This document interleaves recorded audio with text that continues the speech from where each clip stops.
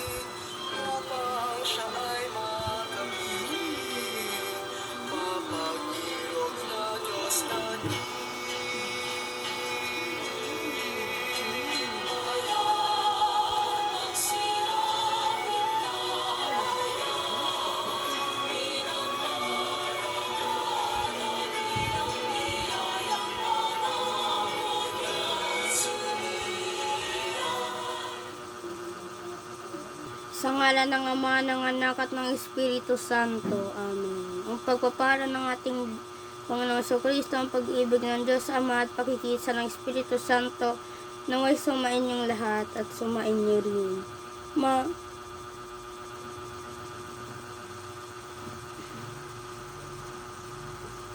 Kawaan tayo ng makapangyarihan Diyos, patawarin tayo sa ating makasalanan at patnubayan tayo sa buhay na walang hanggan. Amen.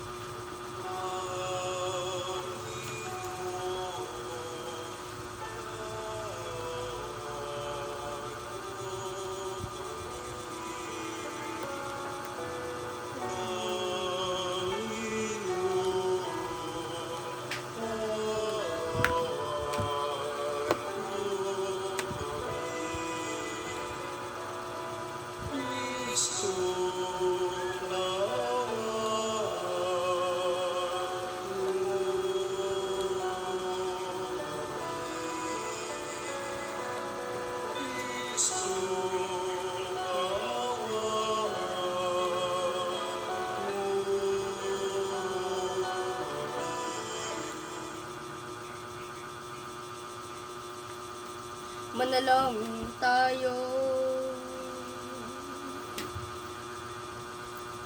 Manalangin tayo.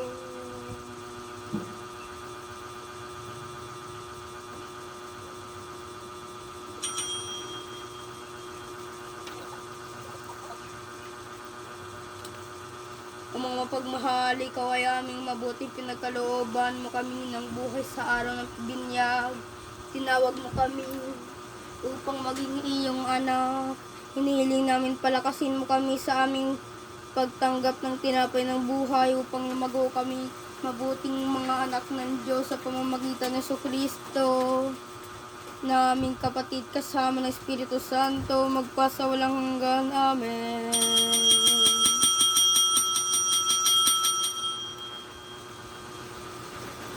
Magsiupo po ang lahat. Ang pagpapahayag ng salita ng Diyos. Unang pagbasa, Gawa 2:42-2:47. Pagbasa mula sa Gawa ng mga Apostol. Ang mga tagasunod na Jesus ay nanatili sa itinuro ng mga apostol sa pagsama-sama bilang magkakapatid sa pagpira-piraso ng tinapay sa panalangin. Marami ang umanghas ng sumasampalataya at ang kanilang ari-arian ay para sa lahat. Ayon sa pangangailangan ng bawat isa, araw-araw sila ay nagkakatipon sa templo, nagpipiraso ng tinapay at sa kanila tahanan din ay nagsasalong-salong masaya sa kalooban, nagpupuri sila sa Diyos.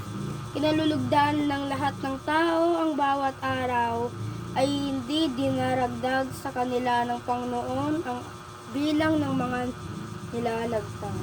Ang salita ng Diyos, salamat sa Diyos.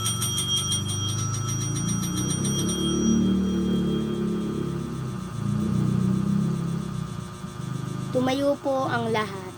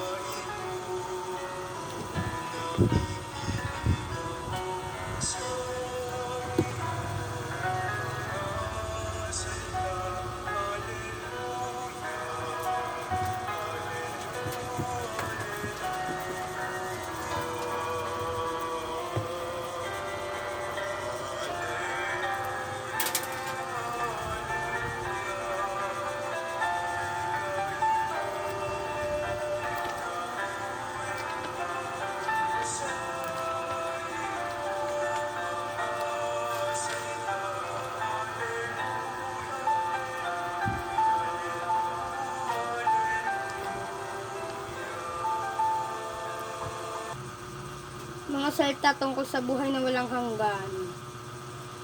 Narinig ito ng kanyang mga alagad at marami na sa kanila nagsabi, mabigat na pananalita ito, sino ang makakatanggap nito kahit walang nagsasabi kay Jesus? Alam niya na nagbubulong-bulungan at ang kanyang mga alagad tungkol dito, kaya't sinabi niya, dahil ba rito'y tatalikuran na niyo ako? Gaano ba kayo kung makita niyo umaakyat ang anak ng tao papunta sa dati niyang kinaroroonan? Ama, nagmumula sa Diyos ang tanging nakikita sa Ama. Pagpakatandaan niyo, ang buhay na walang hanggan, ako ang tinapay ng buhay. Kumain ng mana ng inyong mga ninuno nang sila'y nasa ilang ngunit sila'y namatay. Ang mabuting balita ng Panginoon ayon kay San Juan.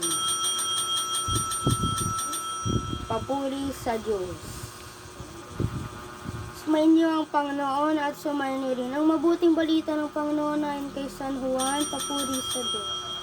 Ako ang pagkain nagbibigay buhay na bumaba mula sa langit. Mabubuhay magpakailanman ang sino mang kumain nito, at ang pagkain ibinigay ko sa ikabubuhay ng sanlibutan ay ang aking laman. Dahil dito ay nagtatalo-talo ang mga Hudyo, paano mabibigay sa ating taong ito ang kanyang laman? Sinabi ni Jesus, tandaan niyo maliban kanin niyo ang laman ng anak ng tao at inumin ang kanyang dugo, hindi kayo magkakaroon ng buhay. Ang kumakain ng aking laman at umiinom ng aking dugo ay may buhay na walang hanggan, at muli ko siyang bubuhayin sa huling araw. Ang aking laman ay tunay na pagkain, at ang aking dugo ay tunay na inumin. Ang kumakain ng laman at inumin ng aking dugo ay nananahan sa akin, at ako sa kanya. Sinugo nga ako ng amang buhay at buhay ako dahil sa Ama, gayon din naman ng dahil sa akin mabubuhay at kumakain sa akin. Ito ang pagkain bumaba mula sa langit. Ang kumakain nito ay may bubuhay magpakailanman. Hindi ko ikatulad ng kinain ng inyong mga magulang sa ilang at mamamatay pa rin. Mabubuhay magpapakailanman at kumain ng tinapay na ito. Ang mabuting balita ng Panginoon, pinupuri ka namin, Panginoon sa Kristo. Magsiupo po ang lahat. Naway tulungan tayo ng mga kapangyarihan Diyos, maging tapat sa inyong pangako, magpasawalang hanggan. Amen.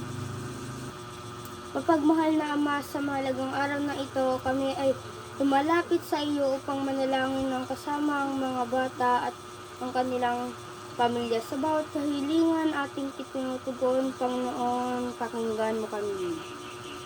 Upang ang ating Santo Papa Francisco, ang mga obispo, ang mga pare at iba pang lingkod sa samba, yan ang manatiling magkaroon ng malinis at mapagkumbabang puso, lalong-lalo na sa mga mahihirap. Manalangin tayo sa Panginoon. Panginoon, pakinggan mo kami.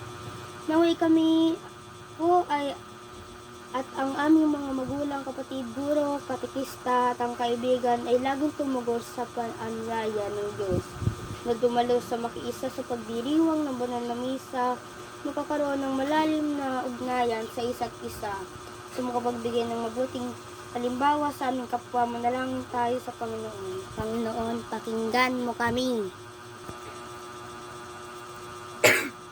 Aming Ama, batid namin hindi mo kami pinapabayaan, naway ipagkaloob mo ang aming mga kahilingan at tulungan kami maging tapat sa iyong kalooban. Hinihiling namin ito sa pamamagitan ni Kristo, kaisa ng Espiritu Santo, magpasa walang hanggan. Amen. Maaari na pong humanay sa magdala ng handog sa tanda ng ating pasasalamat at pagmamahal sa Panginoon.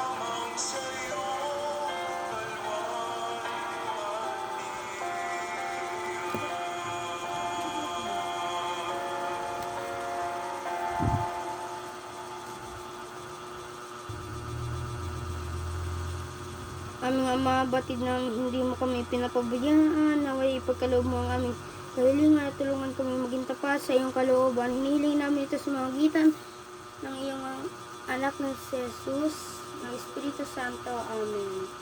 Manalangin kayo mga kapatid upang itong paghahain natin ay kalugdan ng Diyos ang mga makapangyarihan sa lahat. Tumayo po ang lahat ng gabi, nawa ang Panginoong paghahain sa inyong mga kamay sa kapurihan ng karangalan sa ating papakinabangin at ang buong sambayanan ng mundo. Ama, inaalay namin sa iyong tinapay na ito, tanda ng aming pakipag-isa kay Jesus at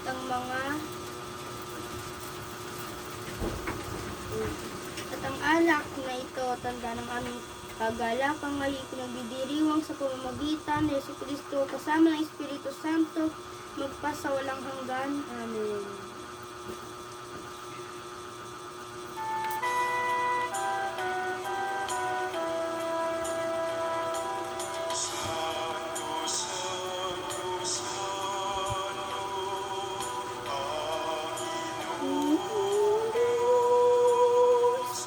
Napupuno ng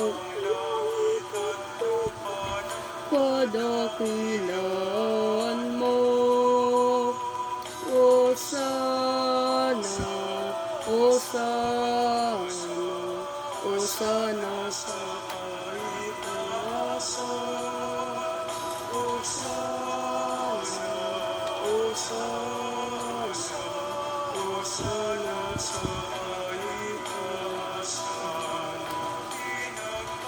ng Espiritu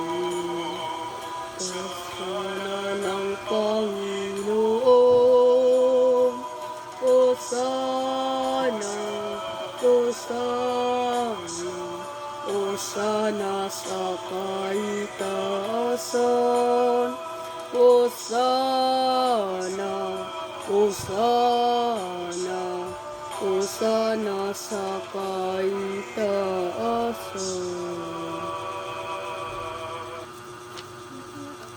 Ama naming banal, ikaw ang bukal ng tanang kabanalan, kaya sa pamamagitan ng iyong Espiritu, gawin mong banal ang kaloob na itong upang para sa aming maging katawan at dugo ng aming Panginoong Jesucristo. Bago na pinagtiis ang kusang loob ng maging handog, hinawakan niya ang kalis, muli niya itong pinasalamatan, inabot niya sa kanyang mga alagad at sinabi, tanggapin niyo lahat ito kanin, ito ang aking katawan na inihandog para sa inyo.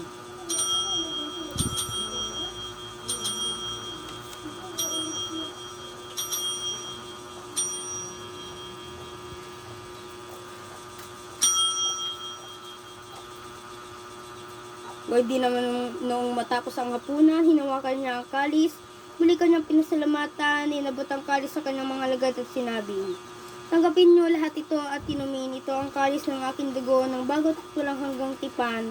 Ang aking dugo na ibinubuhos para sa inyo at para sa lahat. Sa ikapagpapatawad ng mga kasalanan, gawin niyo ito sa pag-alala sa akin.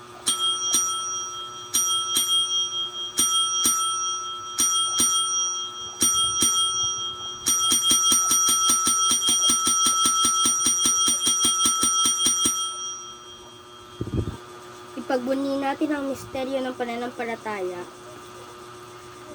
Si Kristo ay gunutain, sarili ay inihain bilang pagkait inumin, pinagsasaluhan natin hanggang sa siya'y dumating, hanggang sa siya'y dumating. Ama, ginagawa namin ngayon ang pag-alala, pagkamatay at muling pagkabuhay ng iyong anak. Kaya tinihalay namin sa iyo ang tinapay na nagbibigay buhay, ang kalis na nagkaloob ng kaligtasan. Kami nagpapasalamat dahil kami iyong inarapat na tumayo sa harap mo para maglingkod. Sa iyong isinasamo namin ang kami magsasalo-salo sa katawan at dugo ni Kristo ay aming mabuklod sa pagkakaisa sa pamamagitan ng Espiritu Santo. Amen. Ama, lingapin mo ang iyong simbahang laganap sa buong daigdig. Puspusin mo kami sa pag-ibig kaysa-isa ng aming Santo Papang si Francisco, na aming obispo at ng tanang kaparian. Alahanin mo rin ang mga kapatid naming naimlay ng may pag-asang sila'y muling mabuhay. Gayon din layunin sa iyong kaliwanagan, kaawaan mo at pagdapating ng wakas. Isa ng mga Birheng Maria na ina ng Diyos, kaysa ng mga apostol at lahat ng mga banal na namuhay dito sa daigdig ng kalugod-lugod sa iyo. Ipagdiwang namin ng pagpupuri sa karangalan mo sa pamamagitan ng iyong anak na si Jesus. Sa pamamagitan ni Kristo, kasama niya at sa kanya sa lahat ng parangal at papuri, at sa iyo, Diyos amang makapangyarihan sa lahat, kasama ng Espiritu Santo, magpasawalang hanggan. Amen. Lumod po ang lahat. Ito ang kordero ng Diyos, ito ang nag-ayos ng mga kasalanan sa sanlibutan. Kapalad ang mga inaaniya sa kanyang piging. Panginoon, Ina, hindi ako karapat-dapat magpatuloy sa iyo. Ngunit sa isang salita mo lamang ay gagaling na.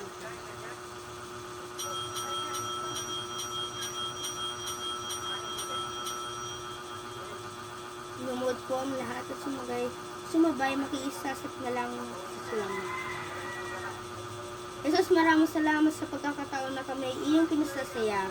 Nagpapasalamat kami sa iyong pakikisa sa aming sa mga napakahalagang araw na ito sa pamamagitan ng tinapay at alak ng aming pinagsasaluhan kasama ng aming mga magulang at kaibigan.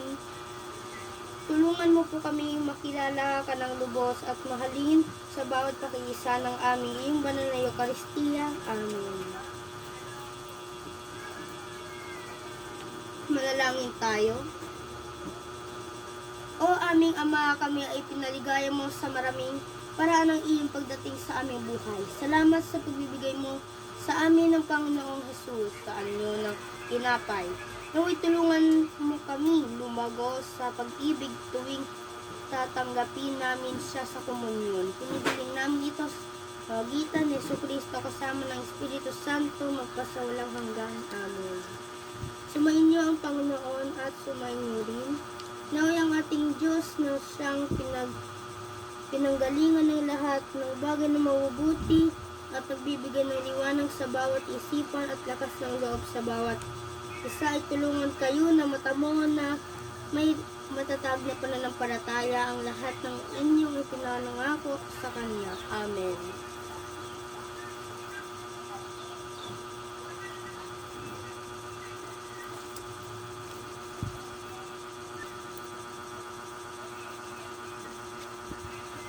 Dalhin niyo ang pag-ibig ng Diyos sa loob ng labas at inyong tahanan. Ipagdiwang niyo ang araw na ito sa piling ng iyong mga magulang, kamag-anak at mga kaibigan.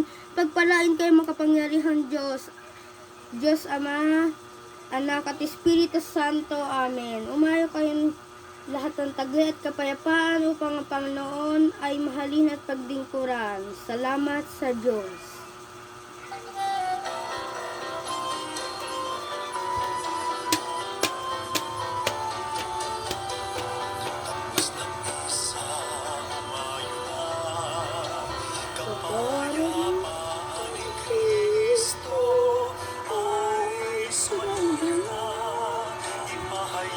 Ang mabuting balita sa kaligtasan.